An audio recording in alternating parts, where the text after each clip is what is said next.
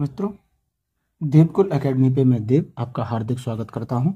आशा करता हूं आप सभी स्वस्थ, मस्त और जबरदस्त होंगे और बेहतर तरीके से अपनी पढ़ाई कर रहे होंगे। रोजाना की तरह आज भी हम करंट अफेयर के 10 महत्वपूर्ण प्रश्न जिन्हें कवर करने वाले हैं, 10 इंपोर्टेंट प्रश्न जो हम आज की क्लास में कवर करेंगे और बेहतर तरीके से इनका हम रिवीजन करने वाले हैं। अगर आपने पिछली क्लासेस का रिवीजन करना है तो मंथली प्लेलिस्ट बनी हुई है, आप उनका रिवीजन करें और करंट अफेयर में एक बेहतर तरीके से अपना कंटेंट तैयार करें। आपको बताते चलें, आपकी फुल पत्ती वाली क्लास का यहाँ रिवीजन कराया जाता है। तो अगर आप चैनल पर नए हैं तो चैनल को सब्सक्राइब करें, बेल आइकन को प्रेस करें ताकि आगे आने वाली वीडियो का अपडेट आपको मिल सके सबसे पहले। इसी के साथ शुरू करते हैं हम आज की क्लास। आज का हमारा पहला प्रश्न है, न्यू कैलेडोनिया ने किस देश के भीतर एक नया राज्य बनाने के लिए समझौता किया है? तो ये फ्रांस के भीतर न्यू कैलेडोनिया ने एक नया राज्य बनाने के लिए समझौता किया है। आगे बात करेंगे, भारत का पहला एआई संचालित स्मार्ट ट्रैफिक सिस्टम कहाँ लॉन्च किया है? तो ये किया गया है आपका दिल्ली में, भारत का पहला एआई संचालित स्मार्ट ट्रैफिक सिस्टम। बात करें पहला उड़ान यात्री कैफे की, तो ये आपका कोलकाता में नेताजी सुभाष चंद्र बोस एयरपोर्ट पे इसकी शुरुआत हुई है, उड़ान यात्री कैफे की। वहीं भ्रष्टाचार में भारत की रैंक की अगर बात करें तो 93 रैंक है भारत की भ्रष्टाचार में, और प्रेस फ्रीडम इंडेक्स में भारत की रैंक 151। भ्रष्टाचार में भारत की रैंक 93 है और प्रेस फ्रीडम में भारत की रैंक 191 है। क्लियर। अगले प्रश्न की बात करें, आईसीसी ने लैंगिक और राजनीतिक उत्पीड़न के कारण किस देश के नेताओं के खिलाफ गिरफ्तारी वारंट जारी किया है? तो ये आपका किया है अफगानिस्तान के नेताओं के खिलाफ। तो वहीं बात करें अंतर्राष्ट्रीय अपराध न्यायालय का हेडक्वार्टर कहाँ है?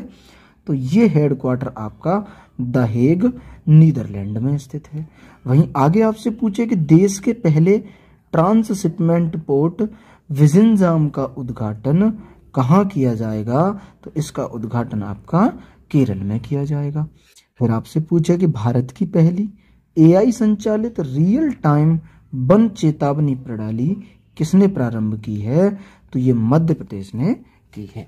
मध्य प्रदेश ने भारत की पहली एआई संचालित रियल टाइम वन चेतावनी प्रणाली को प्रारंभ किया है। यहां तक क्लियर।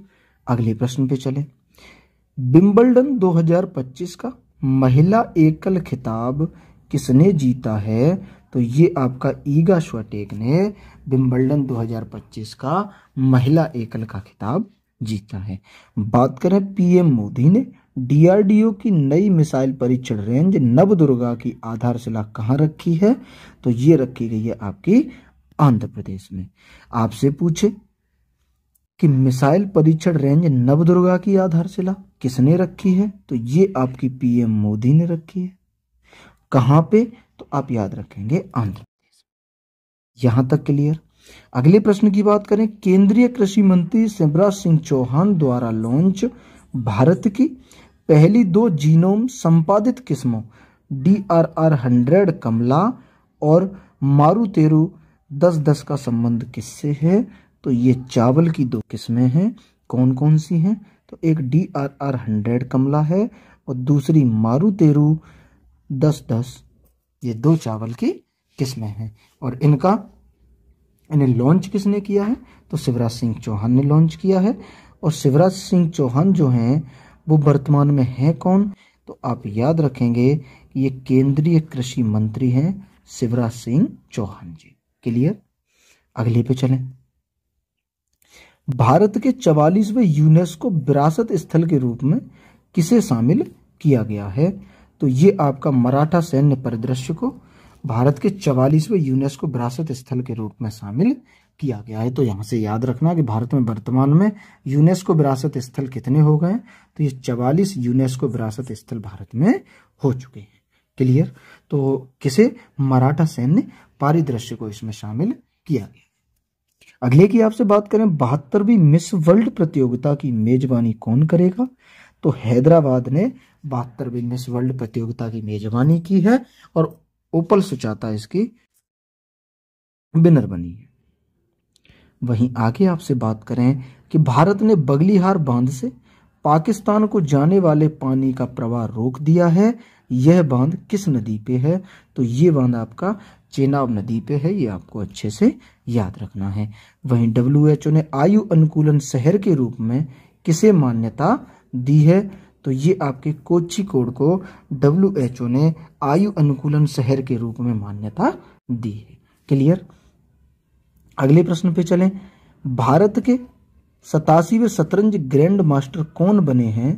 तो ये याद रखना, हरिकृष्णन जो तमिलनाडु के हैं वो भारत के 87वें शतरंज ग्रैंड मास्टर बने हैं। फिर आपसे अगर पूछ ले कि भारत के पहले ग्रैंड मास्टर कौन है, तो विश्वनाथ आनंद भारत के पहले ग्रैंड मास्टर हैं।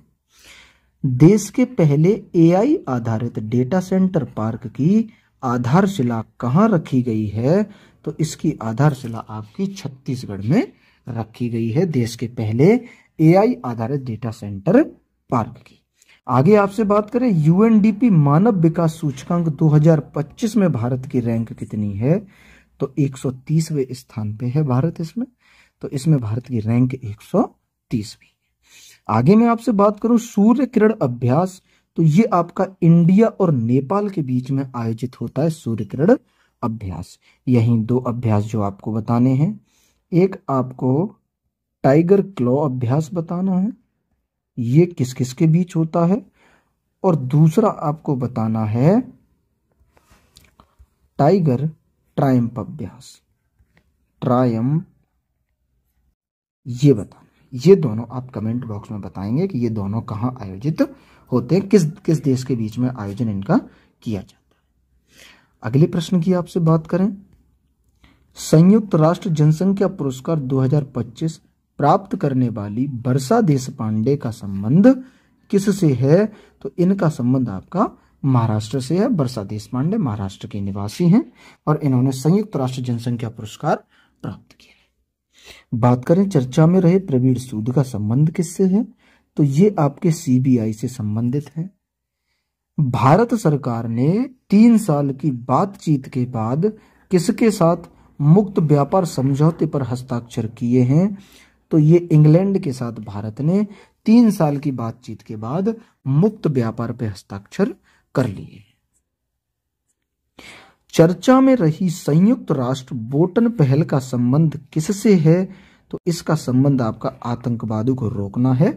बोल्टन पहल का संबंध किससे है? आतंकवाद को रोकने से। क्लियर? अगले पे चलें। राष्ट्रपति द्रौपदी मुर्मू ने किसे राज्य भाषा के लिए नामित कर दिया है? तो ये उज्ज्वल देवराय निकम, श्री सदानंदन मास्टर और हर्षवर्धन श्रृंगला, इन्हें नियुक्त कर दिया गया है। फिर आपसे बात करें कि भारतीय नौसेना में कौन सा उथले पानी का पहला पनडुब्बी रोधी युद्धक जहाज शामिल किया गया है? तो इसमें INS अर्नाला को शामिल कर लिया गया है। छत्तीसगढ़ में सुरक्षा बलों ने किस ऑपरेशन के तहत 22 नक्सलियों को मुठभेड़ में मारा है? तो ये ऑपरेशन संकल्प के तहत 22 नक्सलियों को मुठभेड़ में मारा है सुरक्षा बलों ने। कहां पे? तो ये छत्तीसगढ़ में। आपसे ऐसे भी पूछ सकता है कि ऑपरेशन संकल्प कहां प्रारंभ हुआ? तो आप याद रखेंगे कि ये छत्तीसगढ़ में प्रारंभ हुआ है और किसके लिए? नक्सलवादियों के खात्मे के लिए ये ऑपरेशन चलाएंगे। आगे आपसे बात करें, केंद्रीय रक्षा मंत्री राजनाथ सिंह ने ब्रह्मोस इकाई का उद्घाटन कहां किया है? तो ये इन्होंने ब्रह्मोस इकाई का उद्घाटन आपका लखनऊ में किया है। क्लियर? अगले प्रश्न की बात करें, पहली बार ICC पुरुष T20 विश्व कप के लिए किसने क्वालिफाई किया है? तो ये इटली की टीम ने पहली बार पुरुष T20 विश्व कप के लिए क्वालिफाई कर लिया है। सौर ऊर्जा से पूरी तरह संचालित होने वाली देश की पहली विधानसभा कौन सी होगी? तो ये आपकी दिल्ली विधानसभा होगी जो 100% सौर ऊर्जा से संचालित होने वाली है। क्लियर? बाल अधिकारों के लिए विश्व विधि कांग्रेस सम्मान प्राप्त करने वाले पहले भारतीय वकील कौन हैं? तो ये भुवन आपको याद रखने हैं, जो बाल अधिकारों के लिए विश्व विधि कांग्रेस सम्मान प्राप्त करने वाले पहले भारतीय वकील बने हैं। अगले प्रश्न की बात करें, संस्कृति मंत्रालय ने पहला वैश्विक पांडुलिपि विरासत सम्मेलन कहाँ आयोजित किया है? तो ये आपका नई दिल्ली में इन्होंने आयोजित किया है। वहीं आगे आपसे बात करें, भारतीय नौसेना ने ऑपरेशन केलर कहाँ आयोजित किया है? तो ये जम्मू कश्मीर में भारतीय सेना ने ऑपरेशन केलर शुरू किया था। बात करें वर्ष 2024 में सबसे ज्यादा जीएसटी राजस्व संग्रह वाला राज्य कौन सा है? तो ये आपका महाराष्ट्र है, जो वर्ष 2024 में सर्वाधिक जीएसटी आपकी महाराष्ट्र से कलेक्ट की गई थी। आगे बात करें, चर्चा में रहा भारत का सबसे बड़ा 1585 वर्ग किलोमीटर में फैला तिसरापचू संरक्षण रिजर्व कहाँ स्थित है? तो ये आपका हिमाचल प्रदेश में स्थित है। क्लियर? अगले प्रश्न पे चलें। हाल ही में पहली बार अंतरराष्ट्रीय आशा दिवस कब मनाया गया है? तो ये आपका 12 जुलाई को मनाया गया है।